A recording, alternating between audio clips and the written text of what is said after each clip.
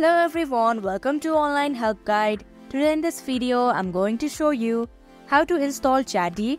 So without any further ado, let's get started. First of all, open Play Store application. In the search bar, type in Chatty.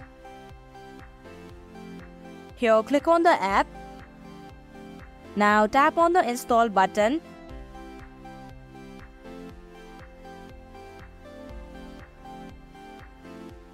Now after the app has been installed, click on the open option in order to use the app.